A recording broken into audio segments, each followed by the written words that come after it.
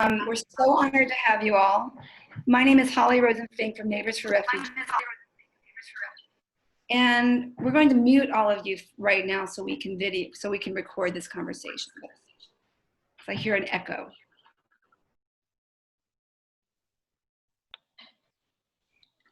Okay, I'm gonna get started.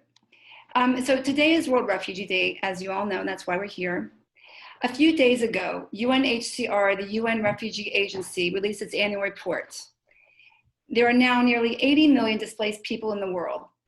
That's 1% of humanity. People exactly like everyone here tonight. People with hopes, dreams, family they love, friendships that are important to them, jobs they have worked hard at. People who and were part of their local communities, part of the tapestries of life in the places where they lived. Tonight we salute all of them by sharing stories, poems, and art that revolve around the theme of finding our way home. First, I just want to give you a few quick ground rules for the evening, and then we're going to jump right in. In a minute, we'll be joined in a moment by our president of Neighbors for Refugees, Frank Pearson. And you're all going to have the opportunity to meet an incredible lineup of storytellers and an incredible songwriter as well. But before you do, I wanted to talk briefly about the format. We're going to mute you all during the event, as I mentioned a minute ago. And we'll be together for the next hour or so. We may run over 9 o'clock. So be prepared to stay until 9:30 if necessary. While you're listening, if you have a comment, please use the chat box at the side of your screen as you will be muted. And we can regroup at the end of the conversation and all the stories. And we're also going to be popping our storyteller and our songwriter and our artist bios into the chat box throughout the conversation, as well as links to some of the organizations that they work for. And just so you all know, we're recording this conversation and we'll make the link available to you pretty much right afterwards. And with that, I'm going to turn to Frank Pearson, president of Neighbors for Refugees, to fill you in all the work that we've been doing. Frank? Hello, everyone. As Holly mentioned, my name is Frank Pearson, president of Neighbors for Refugees. I want to just it's a pleasure to welcome you all to a night of storytelling, poetry, music. I hope you'll enjoy it. There's a good lineup as we go forward. But before we get to the program, I thought it would just be an idea for me to give you a background of Neighbors, our history, and what's going on now, and some of the things that we're pursuing in 2021. This is a brief history of Neighbors, and we put a chart together with a bunch of things on it. I'm planning to, let me just go through and look at each one individually. When we first got started back in late 2016, one of our primary missions, as we saw it, was resettling families. Shortly after we formed both Highest and Catholic Charities, we went through a vetting process, approved us so we could welcome families. And within a month or two, we had our first family coming to America. We welcomed a man from Pakistan. Then in January of 2018, we welcomed a family from Afghanistan. And then in 2019, there was a family that came to Hicksville. They had a sponsor, and that fell through, and we were asked to step up and help sponsor that family. And then just most recently in November of 2019, even though we didn't think we'd get any new families, we were sort of gearing up for not having families. We had a new family that we were welcomed in 2000. They now live in White Plains.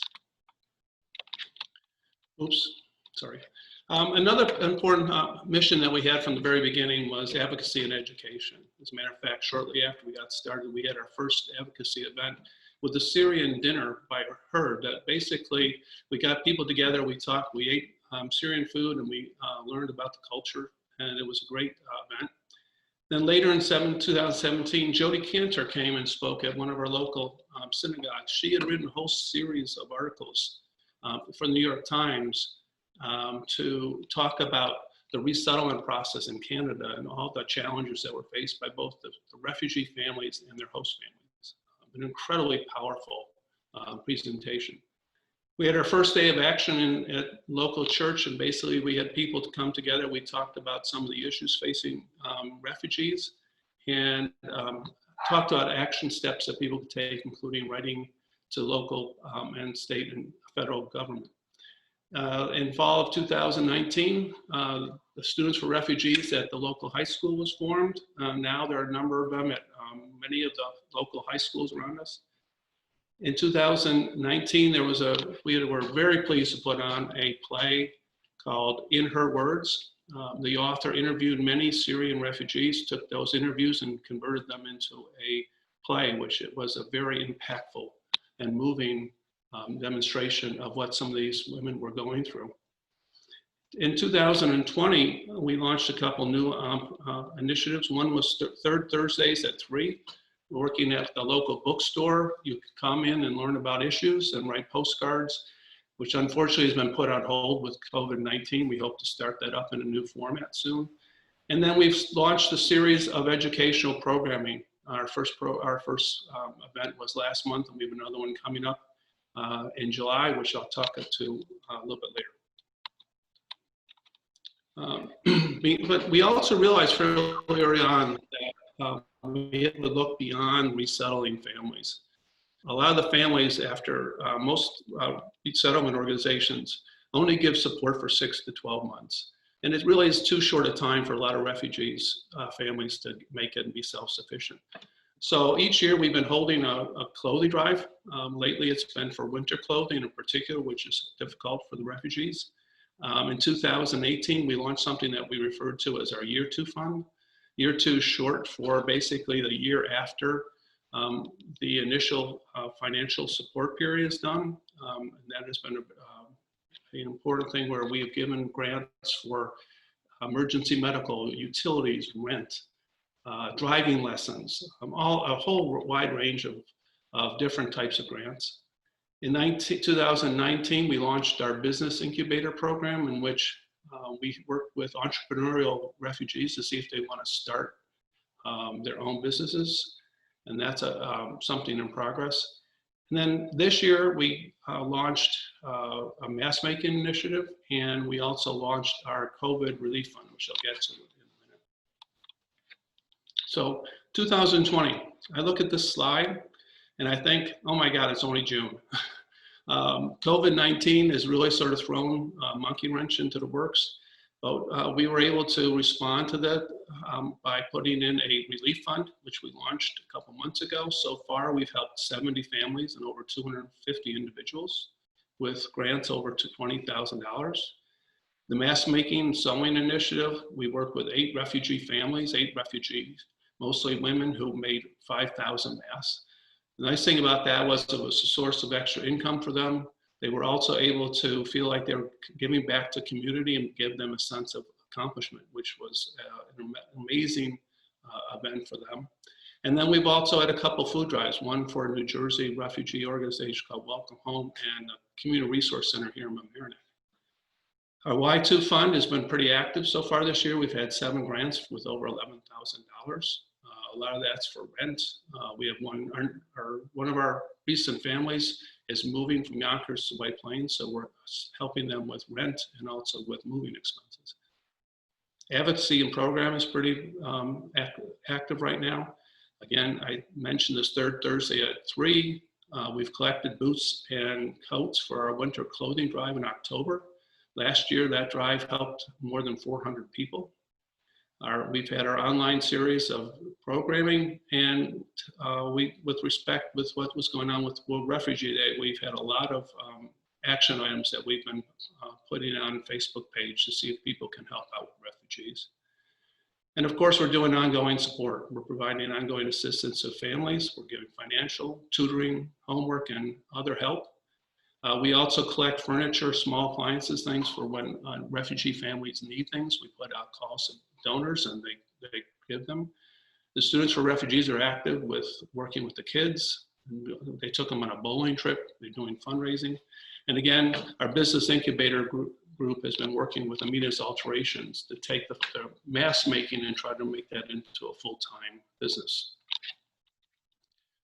Just to give you a sense of where the money goes, this year we have our budget's going to be around $90,000. About a fifth of that is on resettlement. About 30% is for year 2 assistance. Another 30% was going into our COVID relief fund, and 11% was for masks. And only 7% of it has been for expenses like fundraising and other expenses. The amazing thing about this all is that over our course of our almost 4 years is we've had a huge number of volunteers in various different ways, probably over 500 for clothing drives, advocacy. It's an amazing community that has come forth to help refugees, and we're very proud of them. But of course, we can't do it alone. We have to rely on working with other organizations. Many of these some of them are grants. They get grants from them. We also have food donations, but a lot of them are also ones that we work with to be able to service the refugees and help them. They help identify the neediest areas so that we can help them. We've also been getting the word out. It's not really about us, it's about the refugees and their stories. As when we first got started back in 2016, we could see nightly images of people trying to get out and get to new places by boat. Bodies were washing up on beaches, and everyone was talking about it. And now refugee stories have been driven from the news. Coronavirus, impeachment, the Black Lives Matter, and what we're proud of is getting this message out, is trying to keep the stories and the plight of refugees front and center in news. We also have a few upcoming events. Like I mentioned earlier, we have another one of our education series coming up in July about the impact of COVID-19 on refugees, asylum seekers, and detainees, and also on what's happened with and how refugee agencies are responding to it. We also have our annual clothing drive in October. Please save your boots and coats, winter boots and coats if you have them, and bring them to our drive in October. And a really exciting thing is happening. We're working with a group called Hello Future. We're working with our students from refugees, groups from a number of the local high schools. They're working with their counterparts in a Syrian refugee camp in Iraq. The idea is to identify the most pressing need for the camp, and have all the student groups try to come up with the best solution. And it's a competition, and there are prizes for which group comes up with the best idea. So we're really excited about that. That's sort of a pilot project. And then what can you do to help? Obviously, you can donate, you can sign up to volunteer, you can visit our website. And even if you can't do either one of those things, we ask you to visit our sites or sites like the UN High Commission for Refugees, Highest Catholic Charities, and others to find out and keep abreast of what's happening with refugees. So with all that, I'll turn it back over to Holly so that we can get the program going. I hope you enjoy it tonight. Thank you.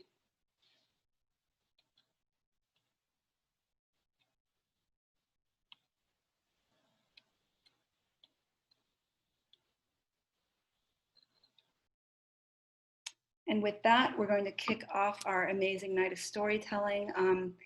You're in for a real treat, and we hope you enjoy it. Our first reader is Ava Delaney.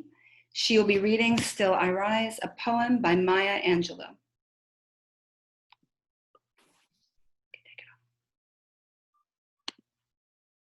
You may write me down in history with your bitter, twisted lies. You may trod me in the very dirt, but still, like dust, I'll rise. Does my sassiness upset you? Why are you beset with gloom? 'Cause I walk like I've got oil wells pumping in my living room? Just like moons and like suns, with the certainty of tides, just like hopes springing high, still, I'll rise. Did you want to see me broken? Bowed head and lowered eyes, shoulders falling down like teardrops, weakened by my soulful cries? Does my haughtiness offend you? Don't you take it awful hard, 'cause I laugh like I've got gold mines digging in my own backyard. You may shoot me with your words, you may cut me with your eyes, you may kill me with your hatefulness, but still, like air, I'll rise. Out of the huts of history's shame, I rise. Up from a past that's rooted in pain, I rise. I'm like a black ocean, leaping and wide. Welling and swelling, I bear in the tide. Leaving behind nights of terror and fear, I rise. Into a daybreak that's wondrously clear, I rise. Bringing the gifts that my ancestors gave. I am the dream and the hope of the slave. I rise. I rise. I rise. Thank you.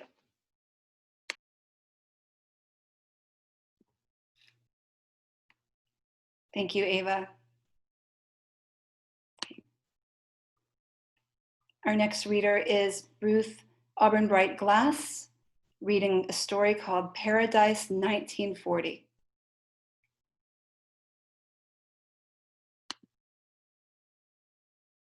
Hello, everybody. I'm actually not going to read the story. I'm going to try to just tell it. Both my parents were refugees, and this has had a tremendous impact on my life. They both came from Vienna. They didn't know each other, and they had very different journeys. And tonight, I'm just going to focus on my father. They were both lucky that they never wound up in a concentration camp. But growing up, I must tell you that their being refugees had a trauma to it that, we'll put it this way, that there's something called transgenerational anxiety. And I can vouch that that is a very real concept, because what they went through was in their spirits and in their bodies, and a lot of it had been passed on to me. So just to begin, the photograph that Holly showed is one that's, I don't know if you can see it, it's here in my kitchen between the blender. I don't know if you can see it. Between the blender and the paper towels. I think I can't bring it any closer. Well, okay, I think if you remember, it's some young people in front of what looks kind of like a bungalow. Well, my dad is in that picture, and he's holding a little girl, but that's not me. So he was a Viennese boy living with his mom and dad in Vienna, an only child.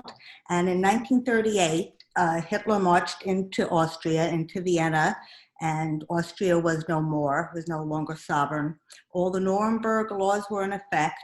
And if anyone had any doubts, now it was very, very clear in Vienna that Jews were totally unsafe and would have to leave.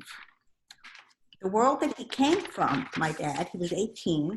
Okay, I don't know if you can see this. This is his gymnasium or his high school graduation picture. And as you can see, it's very German. And there he is. So that's the world that he came from. But what was going to happen to him and what was going to happen to my grandmother and my grandfather, I think filled the home with panic, because you had to have papers, you had to have money, you had to have a visa, you had to have connections, and the family had none of that. But one day, my grandmother was in a butcher store, and she overheard a woman talking about how her own son had escaped. And he had written the steps of his escape with invisible ink on some wrapping paper. She shared the steps with my grandmother. What you did is you took the train to the very last station in Austria, and then you showed your papers to the person there who was a Nazi and hopefully could bribe the person. And then you just brought the person to look the other way. And then you walked and you walked and you walked, and you went through the mountains and the forest over the border into Switzerland. And that's exactly what my 18-year-old father did. And once he was in Switzerland, he was met by representatives from something called the Naturfreunden, which means nature friends. It was a nature hostel that took in refugees in exchange for the refugees doing work. My father was in this place for 2 years and wearing donated clothes, and here he is writing letters. He is writing to everyone and anybody and any country on any continent in the hope of getting a positive response. He had once had a pen pal in North Carolina. He wrote to her. She never wrote back. While this was going on, President Roosevelt organized a conference in Evian, France in the summer of '38. He invited 32 countries, and the topic was, what are we going to do with the Jewish refugees? Because the refugees in Europe were lining up at every embassy, and things looked very, very dire. The problem was, at this conference, all these very well-meaning people, not one person said anything, or changed their quota one iota, including the United States or Canada. There was one exception. At the end, a man stood up, and it was a dictator from what was called then Santo Domingo, which we know is the Dominican Republic, Rafael Trujillo, and he said, I will take 100,000 Jews.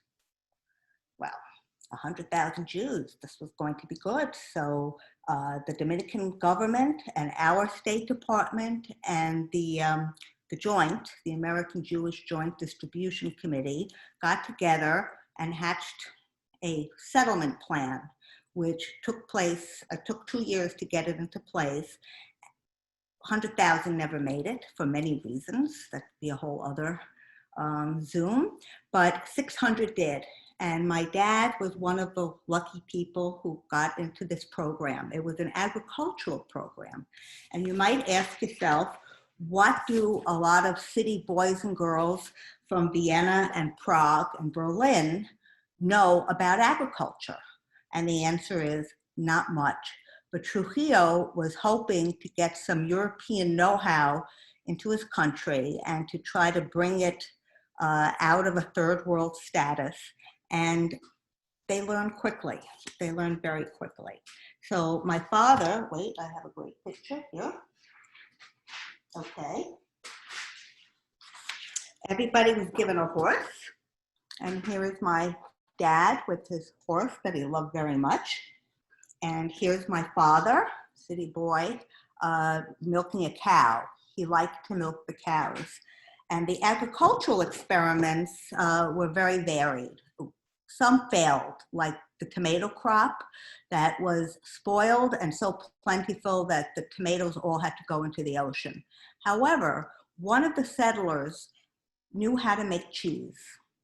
And this was the saving idea. And so milking cows and cheese and that became, and dairy became Producto Sosua, which is not factory, I guess, a company that today probably provides the Dominican Republic with half of its dairy needs. It has still existed, and they did this with the Dominicans. My father was very good at languages, thank goodness. I did not inherit this at all. And he spoke a beautiful Spanish, which he learned taught himself on the boat. By the time he came to the Dominican Republic, he was a little ahead of some people because he could speak the language. And he became very close with the Dominicans that he worked with. And he valued their friendship, and he felt safe, and he felt lucky, and he felt grateful. He also felt, wait, I have another picture somehow. Okay. Sorry. He also felt scared for what was going on in Europe, and they all did, all the settlers did. But on a day-to-day life, he felt that he was in paradise, and that is what he called it. The settlement is a little town called Sosua on the North Shore, which is the Gold Coast of the Dominican Republic. And they were very, very grateful to be there. And my dad did not mind the heat or the mosquitoes or the cow manure or the challenges. He really rose to them, and he was very, very happy. And into this mix came his father, Edmund, the fastidious draftsman, who was able to get out on the last boat Now, how my father arranged this, I'll never know. But somehow he made the connections and the money. And my grandfather by this time was quite traumatized. Both he and my grandmother had tried to get out of Vienna on with 2 visas to be a butler and a maid. My grandfather would have made a very good butler. He was very, but that wasn't to be. But one visa came, and so my grandmother, they made the decision that she would leave. So she became a maid in London, and there was my father in Nazi-occupied, my grandfather in Nazi-occupied Vienna. So he came to the Dominican Republic, and these were not the obedient German children that he had remembered. They were adults, and they were living in what my father called a communal kibbutz-like way, and his adjustment was very difficult. And one day he and my dad had a fight about a dirty frying pan, and my grandfather had a heart attack.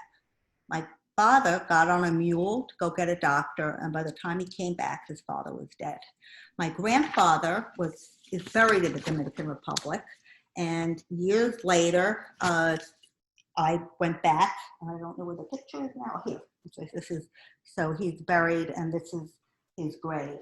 My grandmother did not want to go to the Dominican Republic, but she very much wanted to be reunited with her only child. So my father, with a very heavy heart, because as I explained, he really felt at home, and he was in refuge. He had asylum, left the Dominican Republic, and somehow, again, I don't know, got the money, got the visa to go to Quito, because in Ecuador they were giving out visas, and met his mother there. And that is where he met my mother, which is another story, who was married to somebody else but got divorced. And in this little community in Quito, everybody was like an importer-exporter. Well, there were too many of them. So my mother and father decided to go to Lima, where I was born. And my mother worked, she also knew languages, and she worked for a bank, a New York bank. And one day she went with her boss to New York, came back, told my dad, you know, I think this is where I want to live, and I'm going to take Ruthie with me. And the story is, if you want to stay married to me, you have to come. So my father did, but it was a third displacement for him.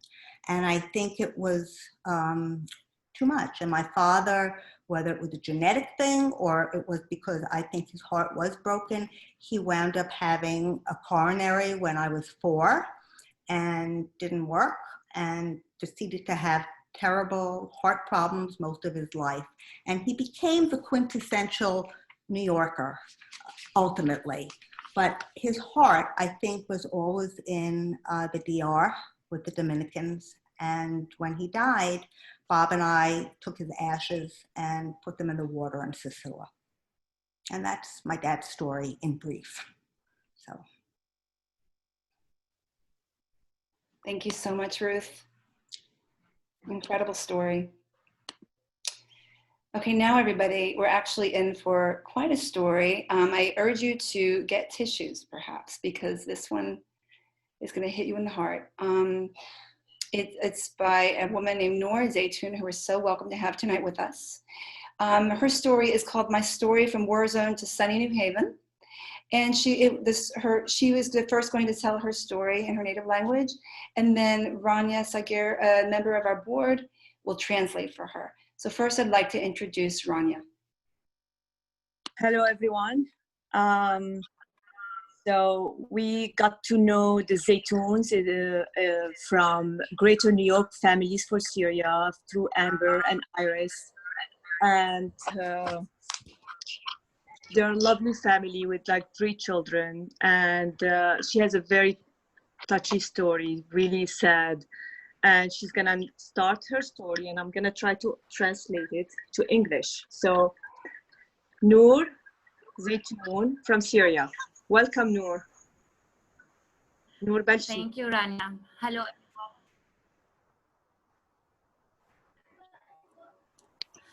Hello. Yes, go ahead. اوكي. مرحبا، اسمي نور. لقد ولدت في 18 ابريل عام 1987 في سوريا. في مدينة تسمى حمص.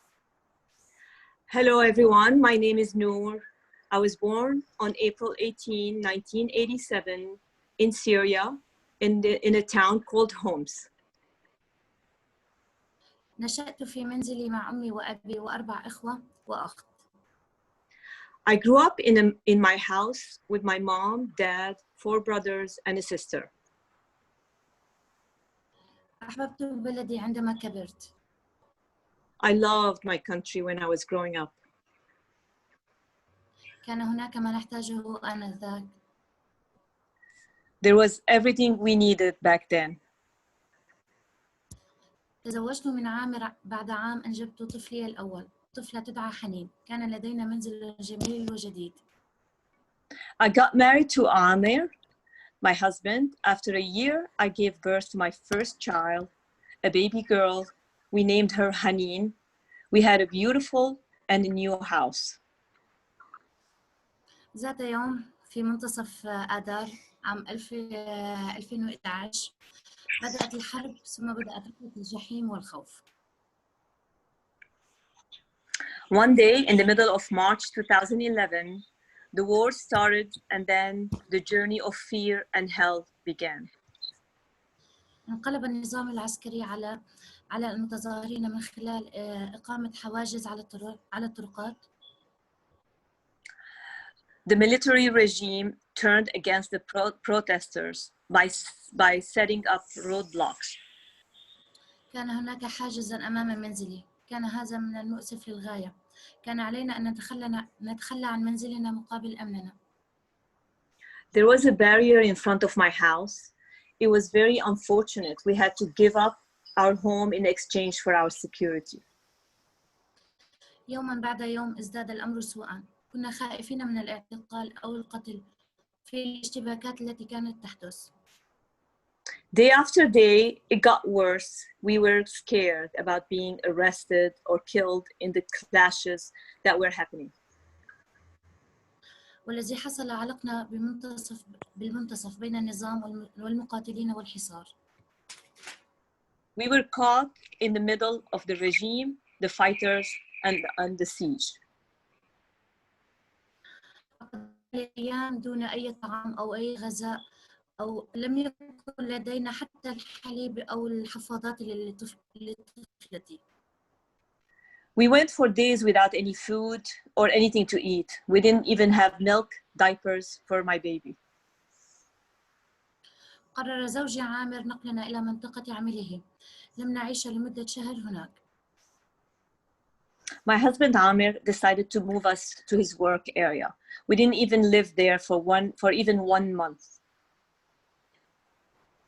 وقع انفجار في ذلك المنزل. كنت ضحية لأن يدي أصيبت بجروح بالغة وهذا الشيء لا يمكن نسيانه أبدا.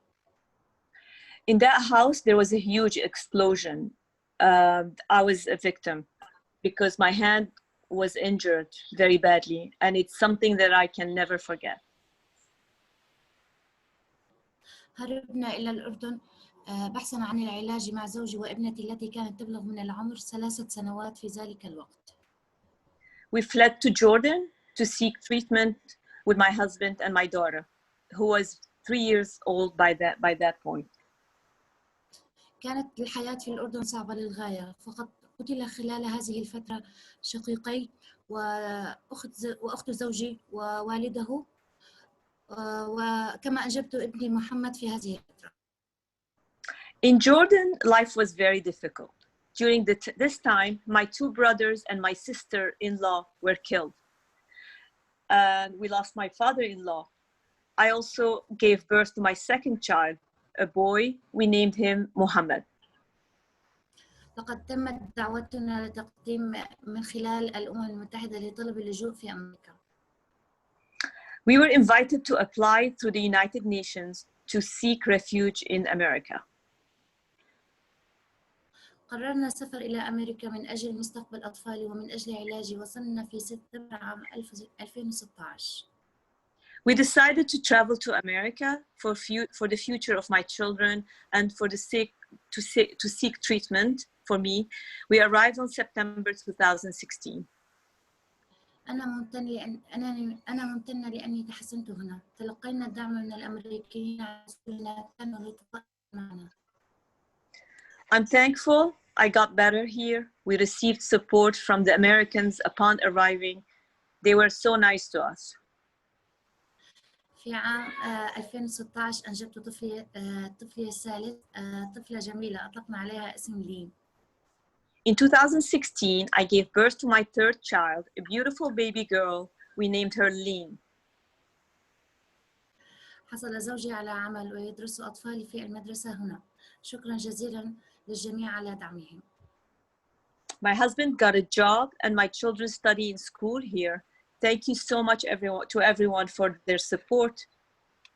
God bless America.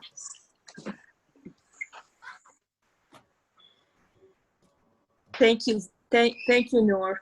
Shukran, Noor. Thank you so much, Noor. Thank you so much, Rania. Such a powerful story. I would like to now introduce Fareshta Ganjabi. She's founder of an organization that we work with quite often called Elena's Light. Hope that you all look into them after this tonight. And she'll be telling a story called Angel's Life. Fareshta? Hi, Holly. Thank you, everyone, for having me here, and I'm happy to see you all. I would like to start my story. I don't know, I send you a PowerPoint right now. Ruth, do you want to share that, or if I read it from it, that should be fine?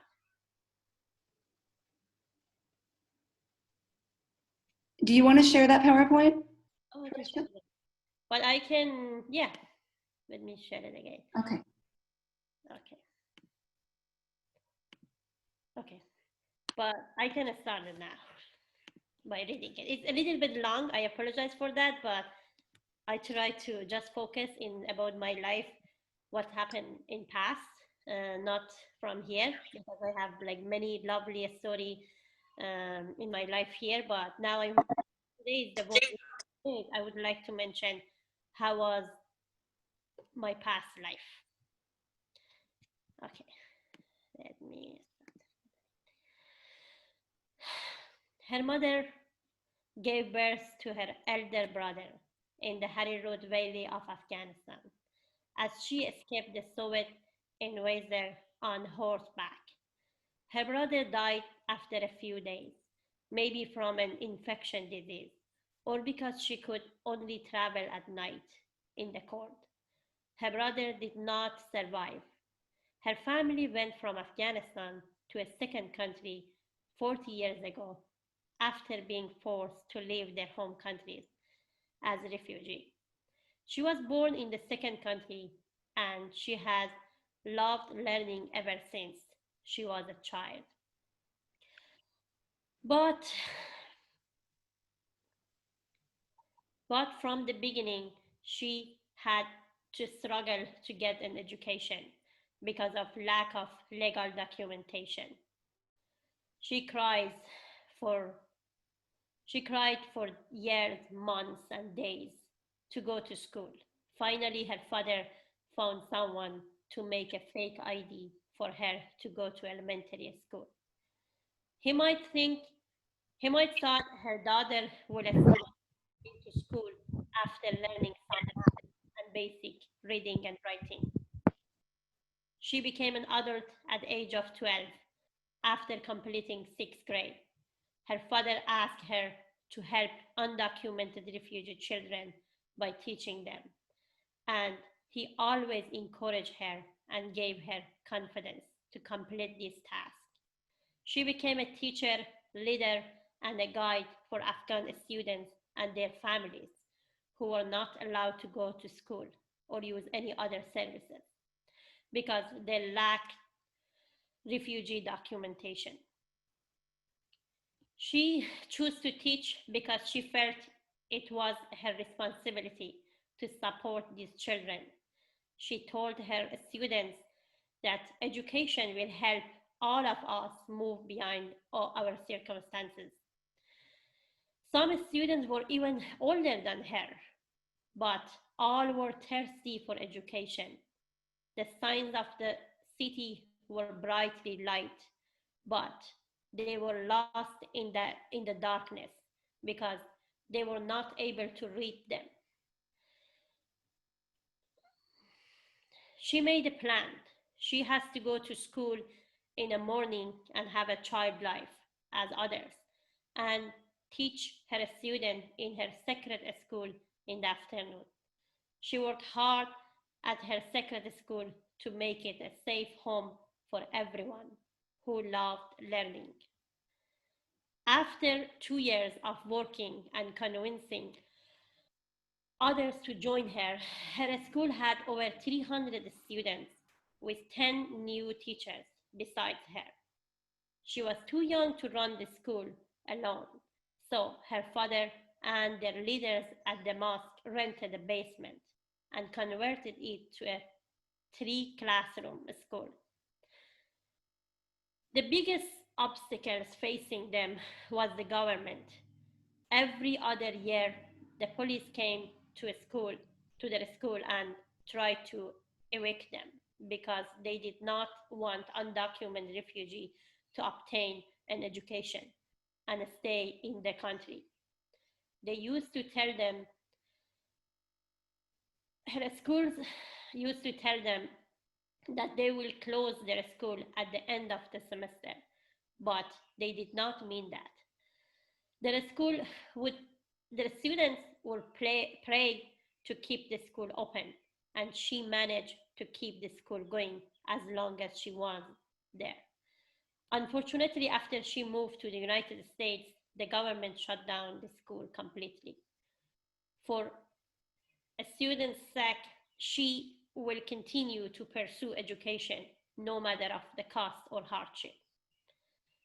In September 2011, she left everything behind and began a new chapter in her life. She resettled in New Haven, Connecticut on that day. As a refugee who officially doesn't know the exact date of birth, she picked that day of the late September as her birthday and celebrated every year with her family here in the United States. She graduated from public health in May 2017 from Southern Connecticut State University, which was the best day in her whole life. She was waiting to see these days and waiting for seeing these days for more than 10 years of studying. She believes this was a start on her life. Her ambition is to earn her doctoral degree in field that will allow her to help humans achieve their human rights. She loves New Haven and she feels responsible for this city and community. After being resettled in Connecticut, United States, she realized that people in her community, especially refugee women, still did not have access to practical education for their needs. Because of cultural, other families issues, and logistical barriers, many cannot attend the classes offered to them.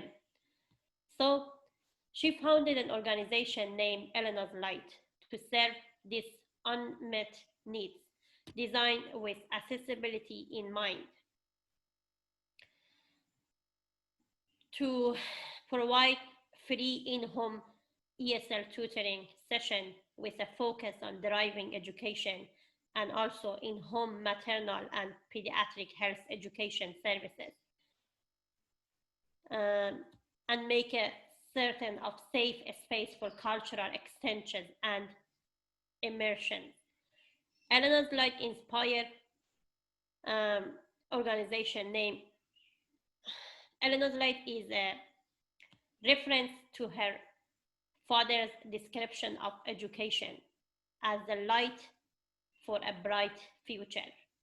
She always wanted to use Eleanor's name to address an Afghani culture taboo. In her culture, women are often not referred by their names, but identified in relation to a male. For example, John's sister, Abu's daughter.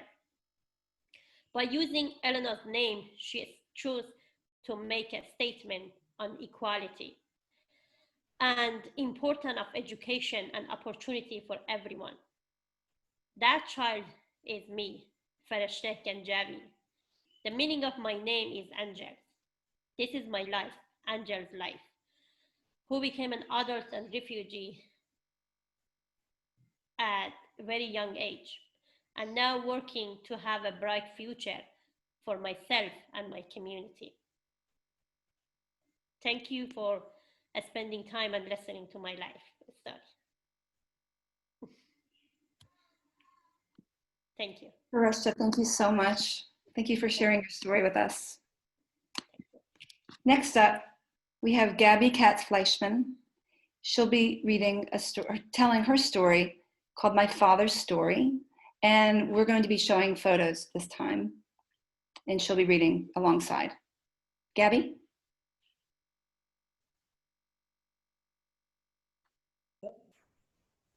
My father, Peter Katz, was born in Vienna, Austria in 1930.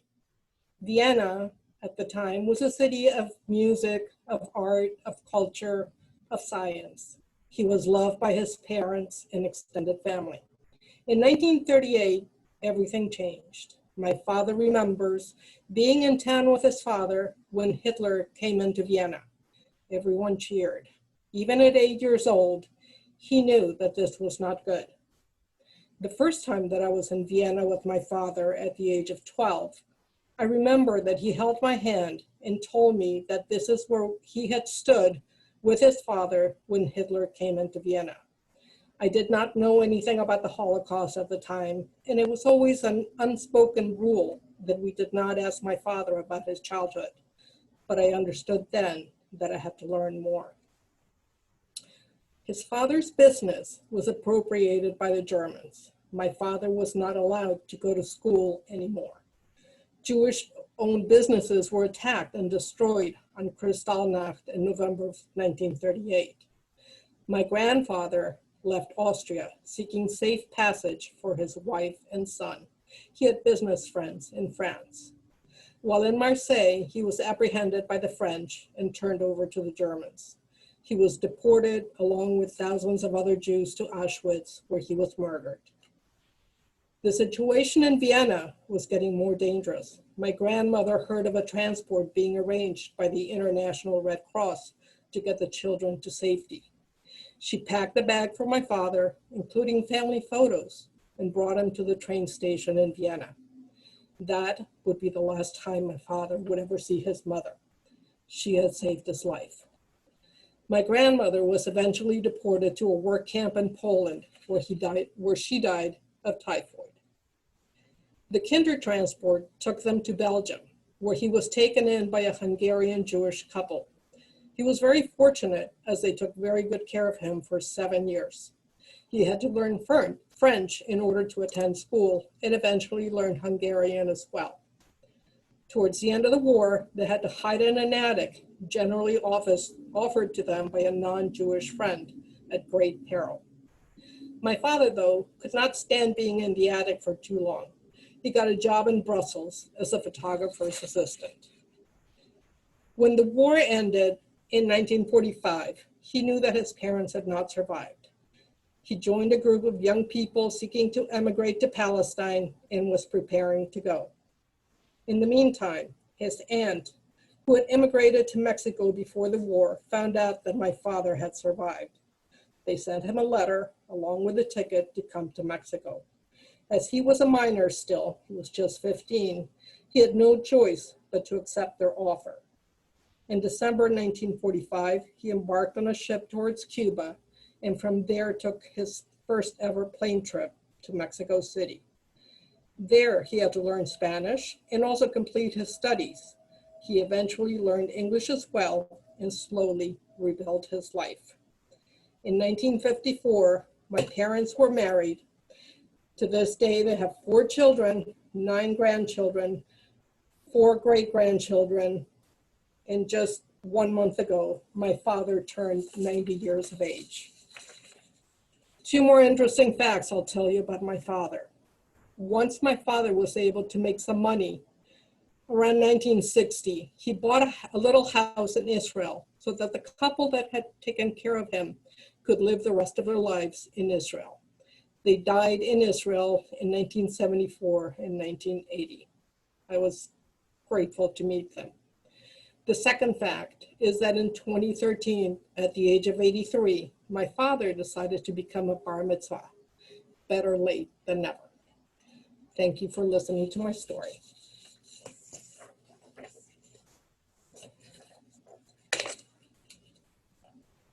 Thank you so much, Gabby. Thank you for sharing your story with us. Our next story is by Carla Zanoni. So I'm going to go back to the slide. And she'll be reading a story that she wrote called American Accent, Passing and Not Passing as a Latina. Following this story, she'll launch right into a poem that she wrote as well called GWB. Carla, we're so glad you're here. Take it from here. Thank you, everyone. Thank you for everyone who's read so far. I'm very touched. One of my favorite childhood memories is of me sitting with my mother on her bed, recording ourselves reading articles to one another. She'd look at me and slowly say, acutely aware of her Argentine accent, "I am practicing my elocution in English." And I would fall into a peal of giggles. My mother's on this call today, so. I didn't know that my mother thought she needed to change her accent until that moment.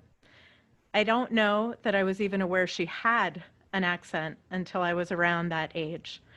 To me, my mother's accent was just my mother's voice. My family moved to New York City from Buenos Aires on the winter solstice of 1975. It was one of the 2 coldest winters of the century. My father and mother were 26 and 25. I was 16 months old, and my twin brothers just 4 months. I imagine my parents shivering in their light wool coats and thin leather gloves meant for a mild Argentinian winter as we were ushered into 2 cars driven by my mother's aunt and uncle and my godparents.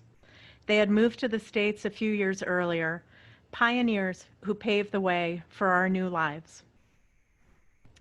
My mother rode with my brothers. Her face must have carried a heavy raised brow and wide eyes as she watched with a mix of fear and curiosity as Orthodox Jews crossed the highway in their heavy coats. I rode with my father.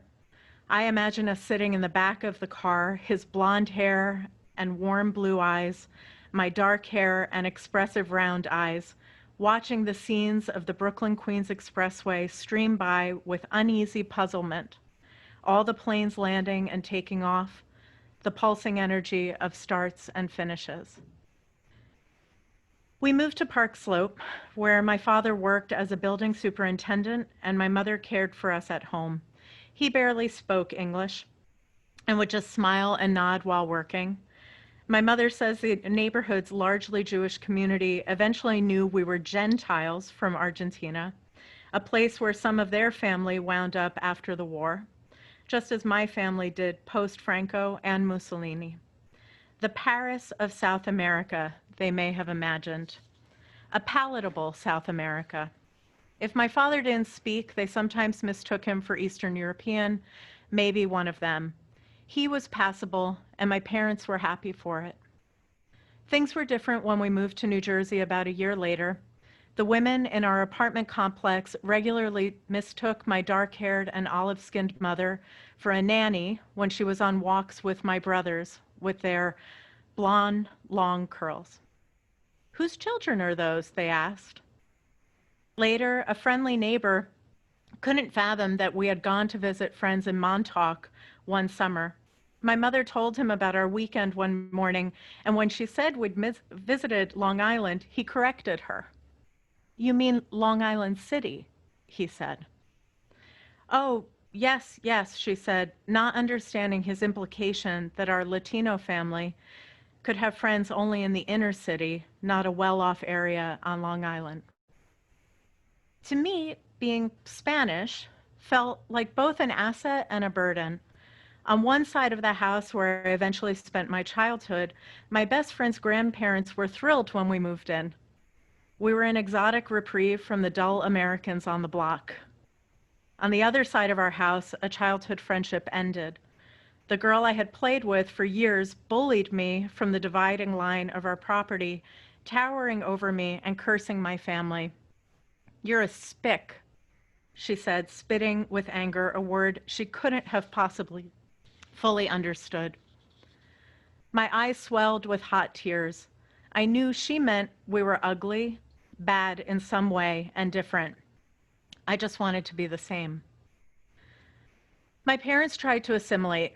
They wanted to be part of the country, although they could see its flaws. My father wore American clothing, cowboy boots, iron jeans, and a bald eagle necklace. He volunteered at the local fire department. My mother wore bright coats with thick shoulder pads and blue eyeshadow. We largely stopped speaking Spanish at home before I began kindergarten. My mom says they wanted us to know English as a first language, to lessen our accents and make sure our schooling went smoothly. She had learned English while in school in Argentina, and my father taught himself while watching Sesame Street at his second job at a nearby 7-Eleven. But my memories of our early years are highlighted with Spanish nonetheless. I can hear the sound of me and my brother's little voices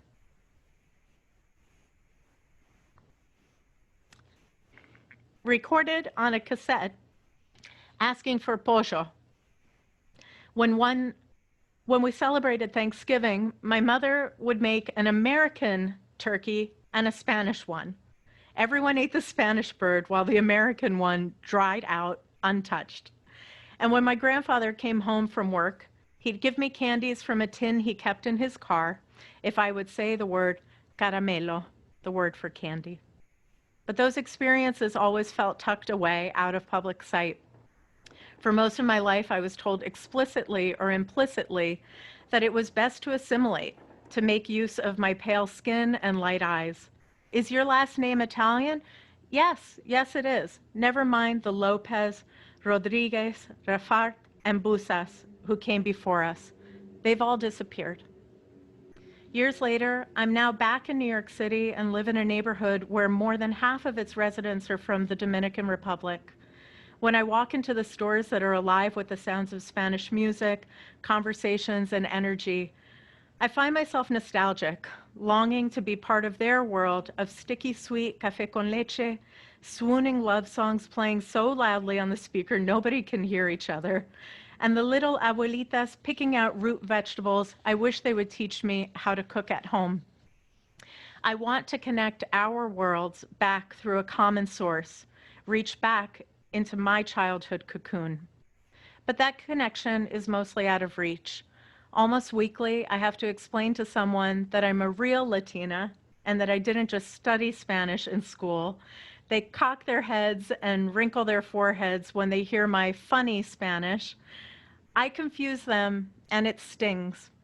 My American accent is a dividing line, a clear demarcation of whether I belong, a side I've chosen. Those people think I pass, whether I want to or not.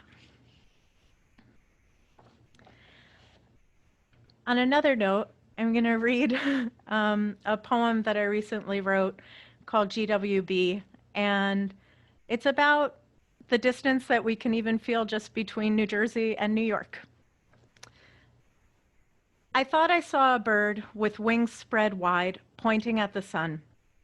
I thought I saw a carcass, bones picked clean like the ones I strip for broth. But it was a bridge, beckoning me forward through the parting fog. Steel beams, twisted cable threads, many bolts impossibly holding the way over the river. They light up the bridge with lavender fairy bulbs each march. I don't know the reason, but I like to think of the hard hat-wearing foreman who chose to string this feminine gift along the gray, cold metal beams, decorating the Hudson River crossing, an offering of peace and love to hundreds of thousands across it each day. I ran across the bridge once. The wind pushed as I ran from New York to New Jersey, lifting and lightening my steps along the slate gray walkway, pulling me to the Palisades. I wasn't alone on that bridge. Men with backpacks walked the windswept passage toward the city. A bicyclist hollered as she sped to my left. A family of pigeons burrowed into a crevice of metal at the steeple of the structure. Once across, I stopped and looked back, marveling at the distance my legs had placed between me and home, the land preserved by Rockefeller to my left, the metropolis to my right. The bridge gleamed and grew warm in the morning light. For years, I thought I needed that bridge to separate me from the past, a buffer for my heart and body. But today, I give gratitude for the steel and knotted cables, that gift away home. Thank you. Thank you so much, Carla. We are so honored that you were here tonight to share that amazing story and poem. Thank you. So glad I found you. Next, we're up for another treat. The treats keep going. We have a few more after this. I'd like to welcome Basma Alawi, and she'll be reading a story that she wrote for the publication Medium called How the COVID-19 Quarantine is Bringing Back My Experience as a Refugee. A former refugee from Iraq shares her reflections on the global pandemic. I do also want to mention that she's the executive director of Weave Tales, an amazing organization that is all about telling stories about refugees. So please look in the chat box for the information about that organization. And Basma, thank you so much. Thank you. Well, this day is so special for me as World Refugee Day, and I am already emotional, but I think I am more emotional now after hearing all these stories. It's really touched my heart. I also am carrying beads of, actually most of the men in my family always carry beads for prayer, but it's always have been sign of wisdom for me, and it's actually from Iraq, because we do need a lot of wisdom in these special days. So yeah, actually it's a reflection of how COVID-19 bringing back my experience as a refugee, as a person who survived wars, and starting up, I can start reading it, and then if people have any question about Weave Tales, we can do it later. Growing up, I never trusted the future. Born in a war-stricken Iraq, I was raised with the saying, do for this life as if you live forever, do for the afterlife as if you die tomorrow. From some point on, we stopped making future plans for vacations, work, wedding, and not even birthdays. Every time we planned something, we were hit by war, or our street by a car bomb, or a community or family member will die.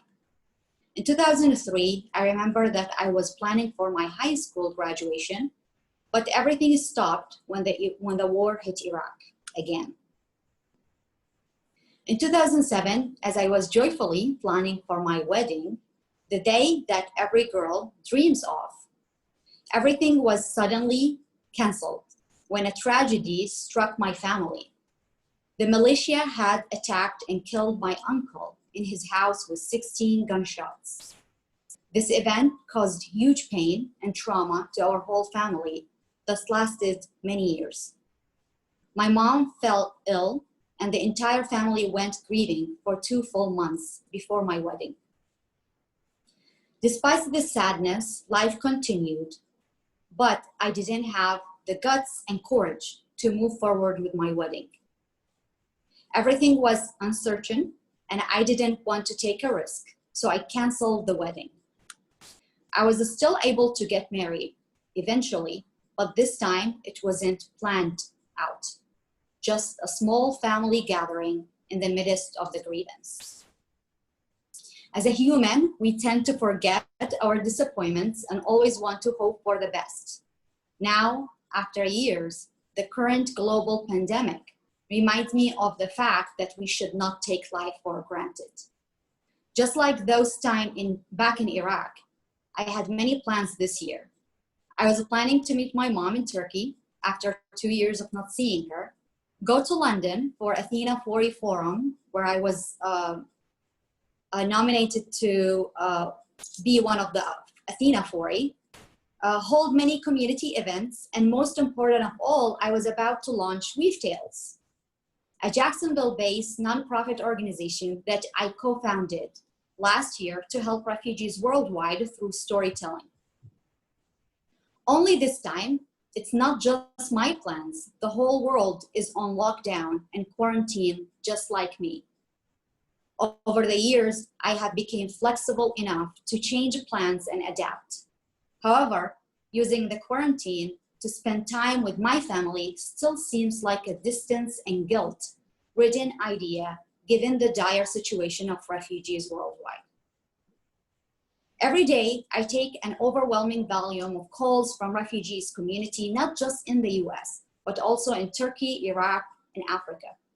COVID-19 has impacted everyone, but most severely, over 70 million displaced people globally. Their needs vary, feeling insecure, losing a home, being deported, losing legal protection, becoming homeless, losing healthcare, and losing employment, and dealing with emotional triggers from having an unclear future. I know that I am more privileged than any other refugees because I get to stay in a safe home with my family, continuing my work from home when there are more than 70 million humans who do not even have the opportunity to stay home because simply they do not have a home. A home for refugees is not anything special. They are not looking for a fancy house or lifelong stability that nobody in today's world could easily afford for refugees. For refugees, home is all about feeling safe, welcomed, and being able to give back to the communities without prejudice and barriers. Despite the pandemic bringing up feelings of worry and fear, I have had the privilege of observing several acts of kindness, including local communities donating home-cooked meals, masks for medical professionals, and TIE to create accessible resources to our communities.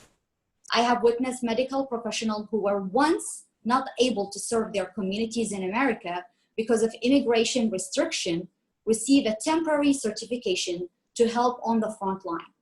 People have given countless hours toward translating government orders, medical orders, and keeping the Jacksonville community knowledgeable and prepared. The world is fighting against the pandemic together, and we cannot win this fight by marginalizing or stigmatizing refugees. As I document the stories of refugees worldwide in the time of COVID-19, I am learning more about the instance of racism and attacks targeting refugees as scapegoats.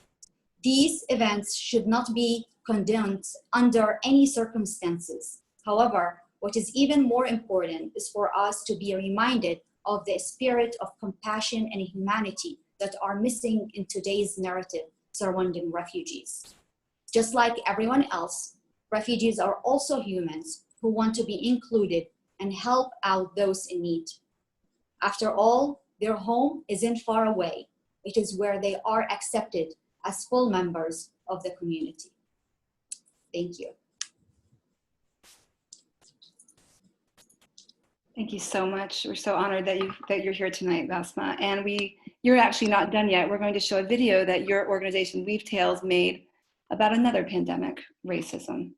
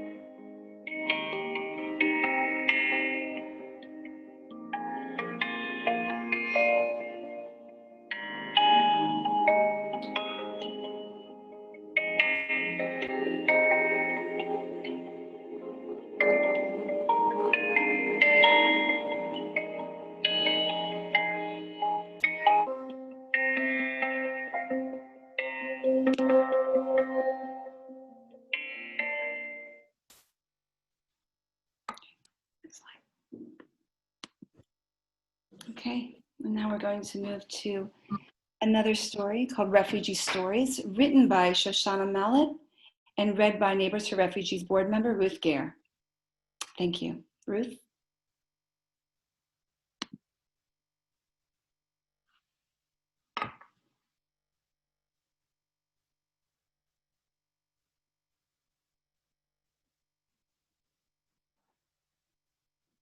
Ruth?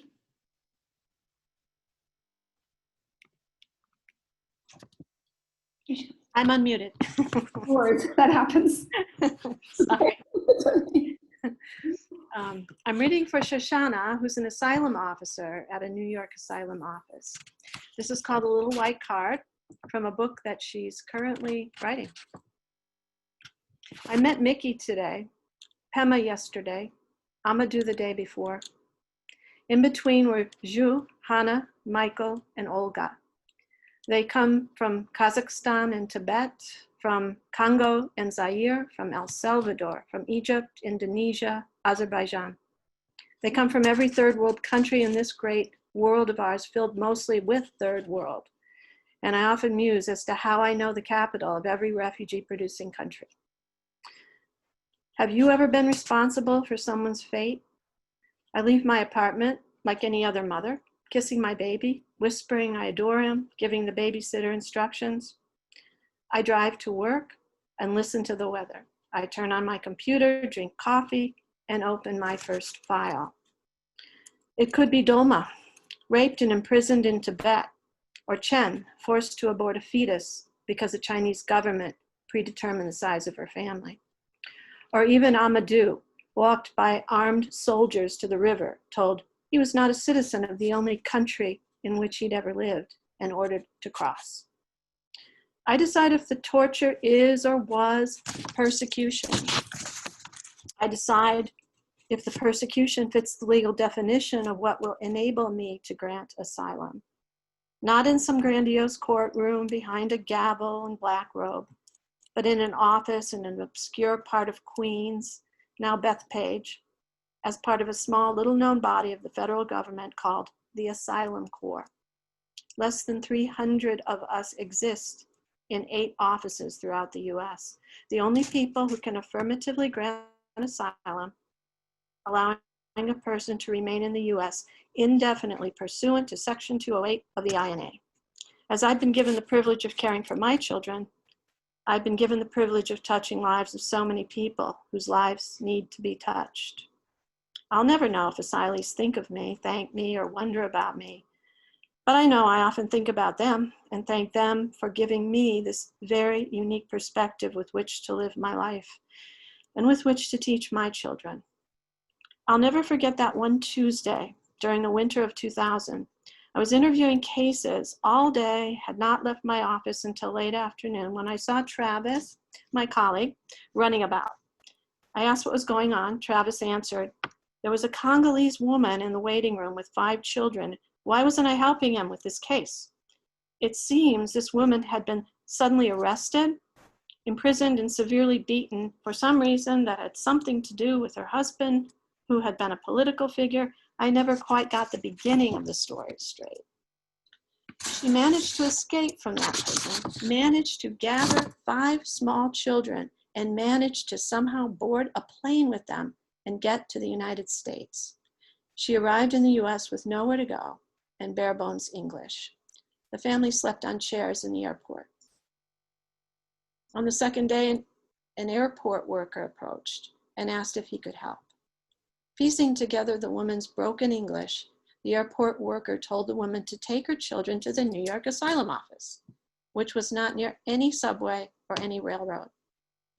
The woman managed to get to that office, this office, with her 5 small children. They appeared in the morning and indicated they wanted to apply for asylum. Now, let me explain. The New York Asylum Office doesn't accept applications for asylum.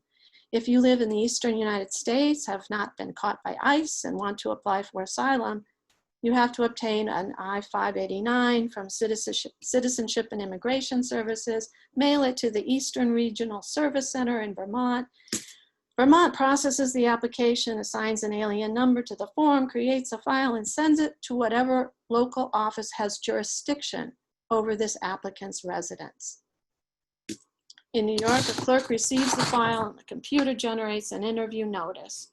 But on that Tuesday, in the winter of 2000, this Congolese woman and her 5 children managed to find the New York Asylum Office and managed to explain they wanted asylum. The woman was still battered and bruised, the children hungry and scared. We allowed the woman to file a cursory asylum application, and Travis offered to interview her after completing his caseload. All this occurred while I was in my office conducting my own interviews. Travis decided to grant asylum, and our director allowed him to do so on the spot. Again, a departure from the normal rules, which dictate the applicant return in 2 weeks to pick up the decision. This is when I saw Travis responding to his request for help. I returned to my office and generated 6 white cards of freedom, 1 for the mother and 1 for each of the children.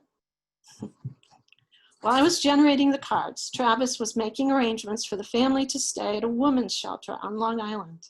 He and Cole, who speaks French, drove the family out after the paperwork was done. I don't know what happened to the woman or to her children. I do know how proud I was to have played a part. Thank you. Thank you, Shoshana.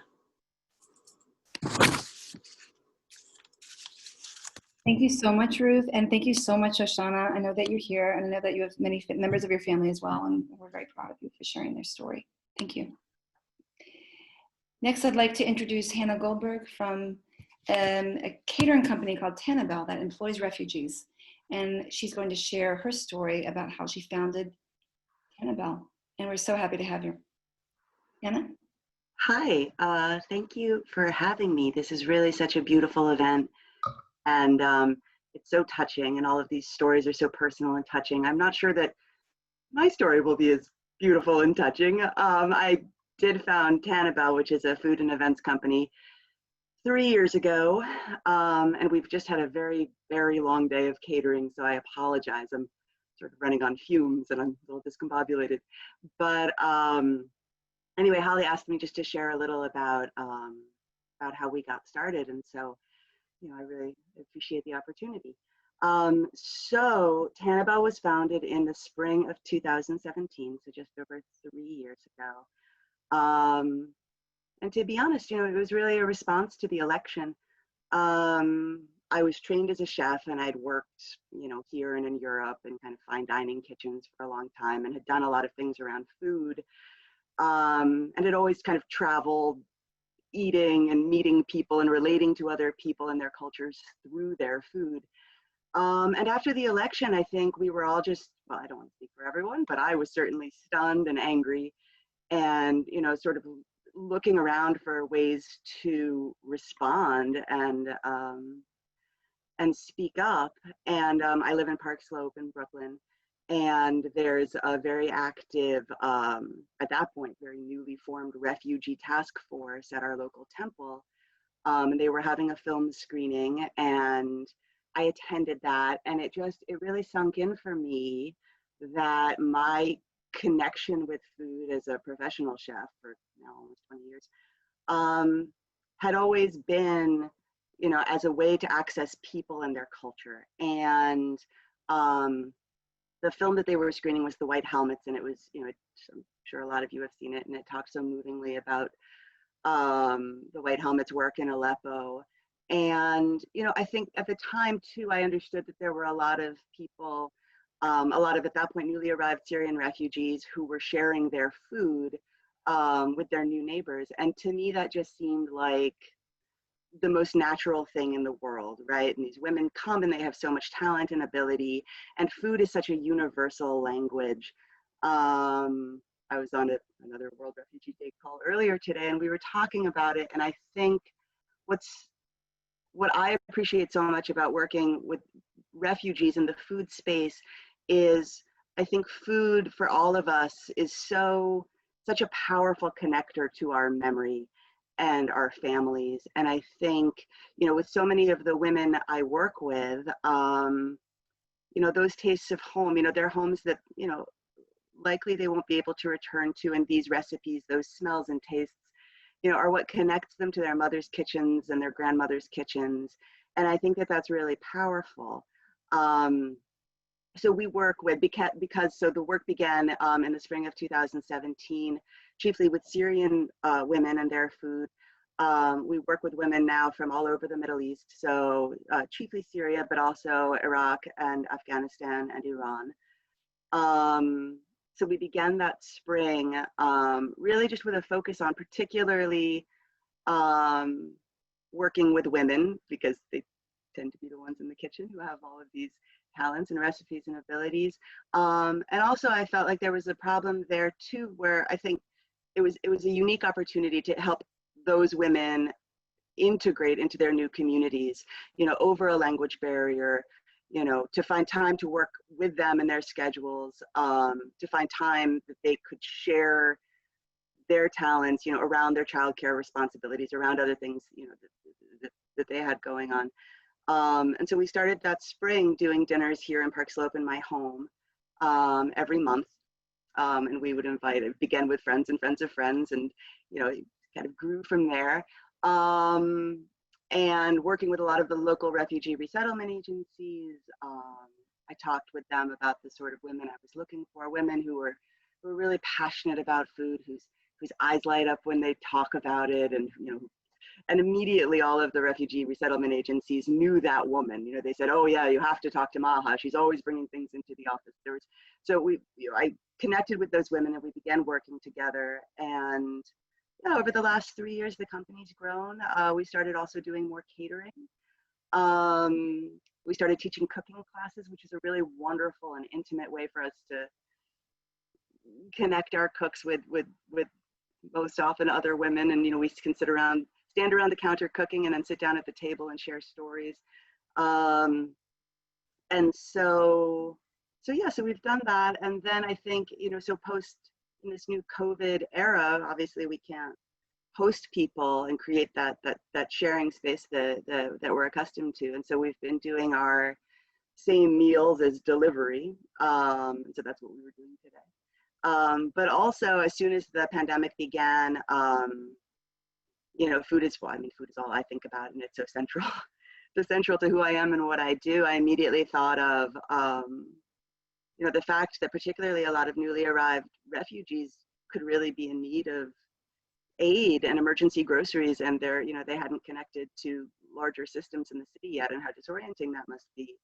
And so we began to do weekly emergency deliveries of groceries to refugee families all over the city. And that was where I connected with Holly and with Neighbors for Refugees. And we've been able to include masks made by refugees in Westchester in our weekly deliveries.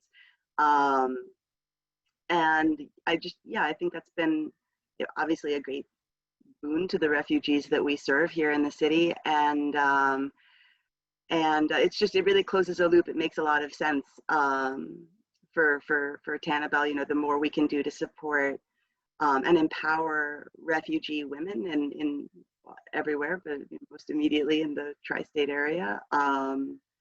That's what our whole principle is. And it's such a pleasure to be on this call and to learn a little more deeply about, I didn't realize how contemporaneous we are. So all the work you've done in the last 3 years is just so impressive. And I'm really, really so pleased to know you and be a part of this. And thank you for having me today.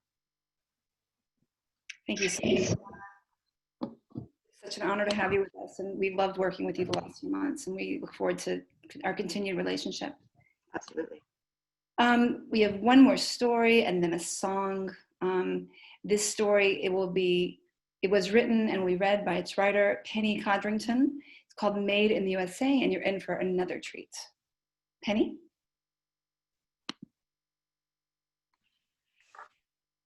Hi.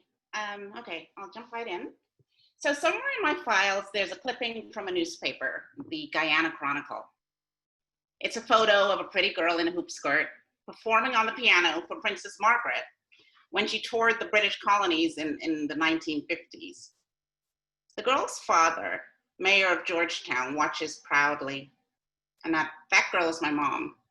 She went on to earn her degrees in music performance at a conservatory in London, the city where she met a handsome British Army officer from Barbados. My parents moved around Europe and then to my father's home, a newly independent Barbados, where the marriage swiftly disintegrated. One day, my mother snatched up her children and brought us to Boston. She forbade any contact with our beloved father. And in Boston, my mother, who often performed on television in Barbados, disappeared into the crowd of invisible Black immigrants. When she met a Jamaican lady who cleaned houses for rich people, she became part of an underground network, scrubbing floors and doing laundry for a pittance. One Saturday morning, I accompanied her when she worked in a large house on a quiet, leafy street in Brookline, Massachusetts. I perched grumpily on an uncomfortable mahogany chair in a grand dining room as she applied lemon-scented polish to the furniture. She sprayed and wiped. I worked on my homework, translating stanzas in the Aeneid for my Latin class. I don't remember the section, but I like to think it was this one. Facilis descensus Averno, noctes atque dies patet atri Janua ditis, sed revocare gradum superasque evadere ad auras, hoc opus hic labor est. Rough translation, the descent into hell is easy, but climbing out to see the skies again, that's real hard work. Then, if I had considered my mother's situation, crouching on her tired knees with a stiff brush, glaring in frustration at stubborn spots on the tile as the homeowner peered at us from the hallway, I would have been unsympathetic. I resented her and how we lived in the shadows, hand to mouth, dependent on the whims of rich white American women. Household service workers in Barbados, known colloquially as helpers, are unionized. Class-based condescensions are rife, but abuses are tempered by legislation, including complaint filing mechanisms, provisions regarding rates of pay and hours of duty, which have protected them since 1980. The women I knew who did this work there were the Anansi Spider women, the mischief makers, the ones who did bad things and got away with them, at least according to the ridiculous song and dance of their employers. But I can't believe this, my aunt was known to say in high drama as she presided over her holiday table, voice shrill. I went inside the kitchen to check on Maisie and I saw the Christmas turkey only had one leg. Maisie cut off the leg and gone with it, and I gave her some good Christmas money out of the kindness of my heart. How Maisie could do me so. She must have put that turkey leg in her purse and headed straight to the bus. I don't know why I put up with this foolishness at all. I used to wonder why my aunt never fired Maisie and how this could happen every single year. The worker who came to our house was a stocky lady who could have made a name for herself in the boxing ring. Her shoulders were broad and strong, and she was quick on her feet. On occasion, she would lift me onto the kitchen counter and pace in front of me yelling, "When a born with a silver spoon in your mouth." Our entire family was terrified of her. Once, my parents traveled to Europe and left her in charge. She knew how to drive and roared along the West Coast road in my dad's sporty silver car at top speed, sucking the lifeblood out of me as I bounced around, shrieking with fear on the back seat. She was gleeful, leaning out the window to hail her friends. "Yes, it's me, driving the big man car," tooting on the car horn, blasting calypso from the car radio. The cleaning service, which sends workers to my home in Washington, D.C., is called the Maid Brigade. Its competitors are Merry Maids and Maids in Black and Maids in Brown. How tightly Americans cling to this dated nomenclature. The women do their work quietly, efficiently, speaking softly to each other in Spanish. They are not protected by US labor laws. Congress deliberately excluded domestic workers, typically women of color, from the legislative protections provided to other workers under the National Labor Relations Act. The National Domestic Workers Alliance, a group advocating for a Domestic Workers Bill of Rights Act, has found that many domestic workers are afraid to speak up about wage theft, discrimination, unsafe working conditions because they fear losing their jobs. They fear being torn from their families by deportation. The Brookline homeowner, a large, red-cheeked older woman who wore a curly blonde wig, took an interest in me. When she paid my mother, she handed me a small book with a shiny cover. It was an illustrated guide to the museums of St. Petersburg. She told me I didn't need to worry about trying to read it because it would be very difficult going. I rolled my eyes internally and then thanked her graciously as my mom counted the money. Now I am grateful to my mother for making that back-breaking climb for me. And sometimes I want to say to the household workers I meet, look at me, sister. The dream lives, you can thrive here, as some sort of encouragement for their labors. But I can't make myself say those words to these women because every day these days, another rung disappears from that ladder out of the pits of hell. Thank you for listening and thanks for inviting me.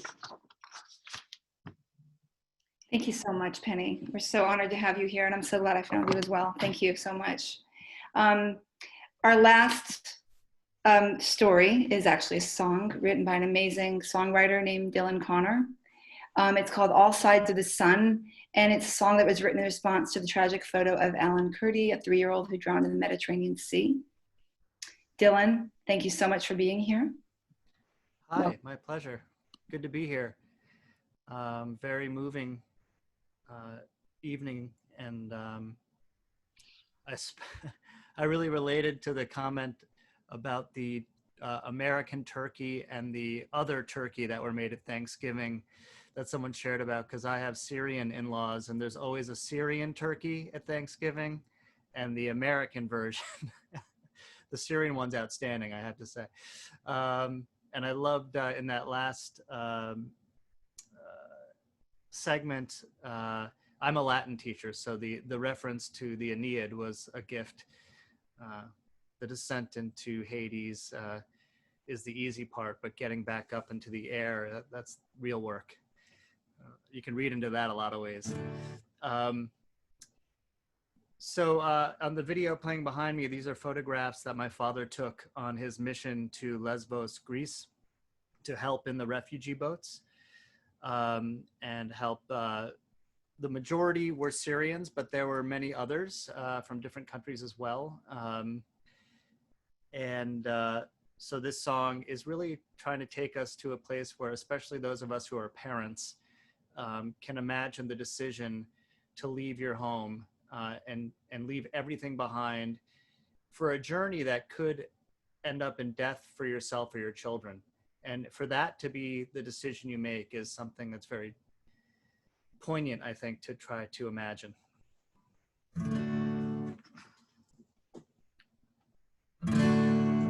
My baby boy, take hold of my hand. I love you. Your favorite toys, shoes in the sand. I love you. Going for a ride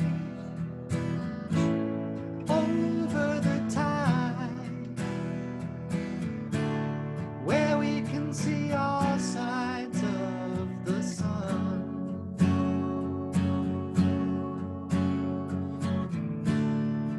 My little girl, oh how you shine.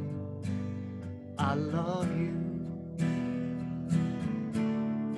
Light of my world, no space or time can change how I love you. We're going by sea, where we can be free,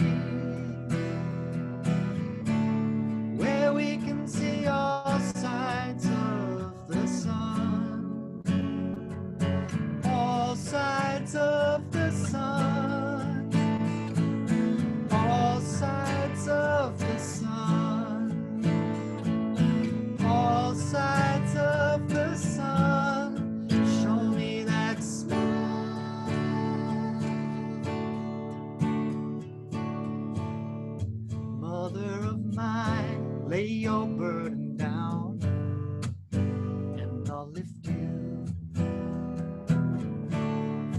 Father of mine, lean on me if you need to.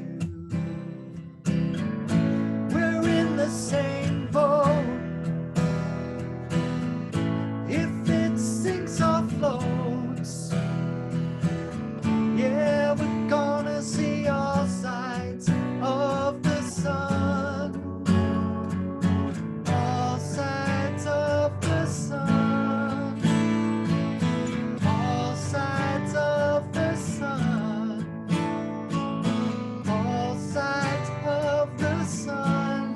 Show me that smile.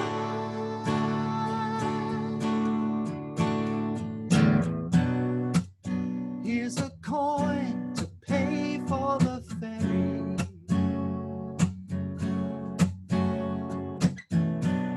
Don't give in to fear. This stop here is just temporary.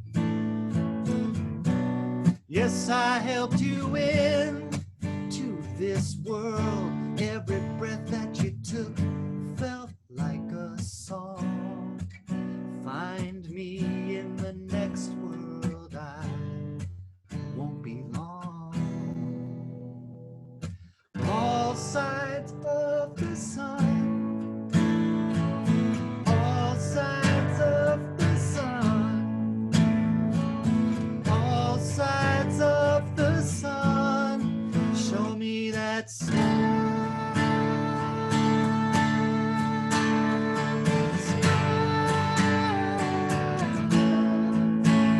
That smile.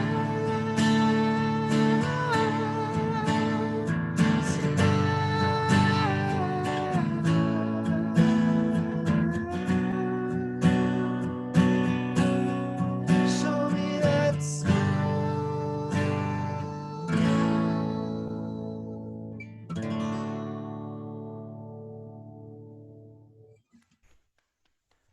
Thank you Thank you so so much, much. Dylan. And this is the second event that you've attended for us and helped us. And we're just so grateful. And your music is just so beautiful and so moving. Thank you so much. Pleasure to be here, an honor, and an honor to be amongst people that I like to hang around with, people who like to help, people who like to be part of the solution. It's just a really very heartwarming to hear everyone's story. Thank you, Dylan. Before we end tonight, I do want to introduce you to one person who's actually in attendance, Amina Ahmad. Amina, you want to say hello? Amina?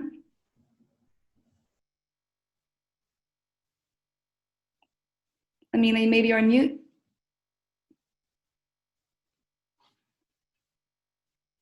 Okay, well, anyway, I just wanted to introduce you to Amina of AminasAlterations.com. She makes really beautiful masks, and she's actually here. Amina, do you hear us now? Yes, I do. Okay. Oh, sorry. My name is Amina Ahmad. I'm a seamstress. I'm living in White Place. I'm a Syrian, actually Kurdish from Syria. I'm mom of 3 kids. I have been like 3 years.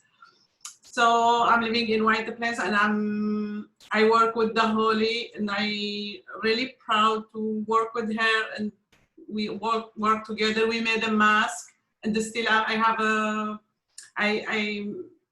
have my like a small company. We make a mask called Abina's Alteration. So I'm very happy to be here and with really great people, and it's really I feel like I'm with like my family is like one family in this country. They make life for us, which we have very difficulty. So when we came here, it's make our life a little bit easier, and they are like stand with us for everything. I really thankful about that. Thank you, Holly. Thank you for everybody. Thank you for having me.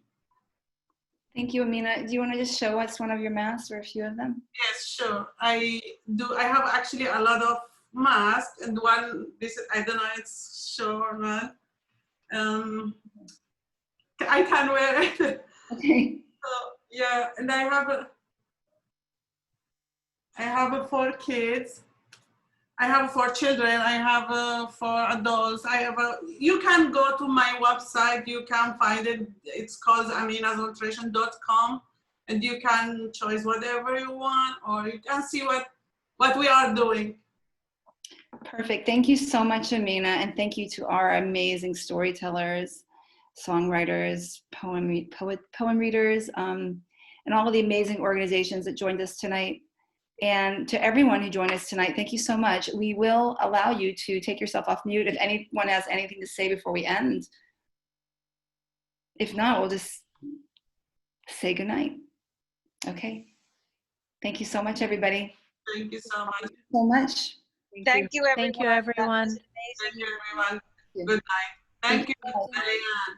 Thank you. Thank you. Thank you so much Colin. for all your Thank stories. Thank you, honey. Bye. Thank you. Thank you. Bye. Bye. Thank you. Great Bye show. bye. Thank you, Ava. Thank you. Thank you, Basma. Thank you, Dylan. Thank you, Carla. Thank you so much, Penny. Love your story, Ruth. Thank you so much, Ruth. And thank Good you luck to all performers. Okay. For the chats, 88, 99 chats. I want